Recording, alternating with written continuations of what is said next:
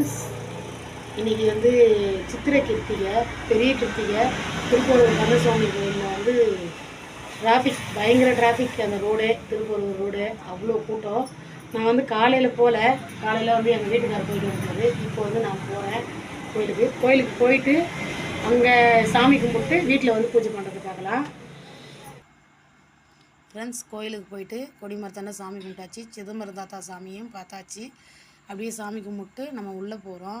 பாருங்கள், ஆயிரக்கணக்கான கூட்டங்கள், சரியான கூட்டம். சித்திரை கிருத்திகை, பெரிய கிருத்திகைன்றதுனால அப்படியே பின்னாடி உற்சவராண்ட போய் அர்ச்சனையும் பண்ணியாச்சு. நம்ம அர்ச்சனை பண்ணிவிட்டு கொடி மரத்துக்காக வரோம். பாருங்கள், கூட்டம் அள்ளுது, அவ்வளோ கூட்டம். எல்லாம் வெற்றிலை தீபம் செவ்வாய்க்கிழமை ஆகுதுனால நல்லா சூப்பராக போட்டுக்கிறாங்க. இப்போ அடுத்தது நம்ம வீட்டுக்கு வந்தாச்சு. வீட்டில் வேல் பூஜைலாம் பண்ணி வெற்றிலை தீபம் போட்டு நம்ம சூப்பராக சாமிக்கு பூவெலாம் போட்டு சாமி கும்பிட்டாச்சு. பாருங்கள், அந்த நேரத்துக்கு பாருங்கள், கரெக்டாக பாருங்கள், நான் சாமி கும்பிட்டுட்டே இருக்கிறேன். நான் கிட்டத்தட்ட பூ வச்சு ஒரு மணி நேரத்துக்கு மேலே ஆயிடுச்சு.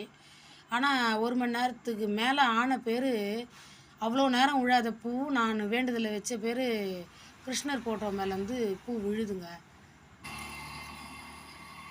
ஃப்ரெண்ட்ஸ், பூ சூப்பராக விழுந்துடுச்சு.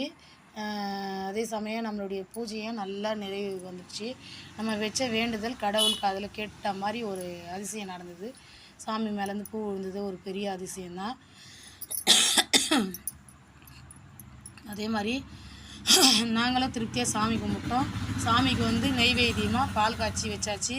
வராகி அம்மனுக்கு வச்சாச்சு, முருகனுக்கும் வச்சாச்சு. சித்திரை கிருத்திகை நல்லபடியாக முடிஞ்சுது.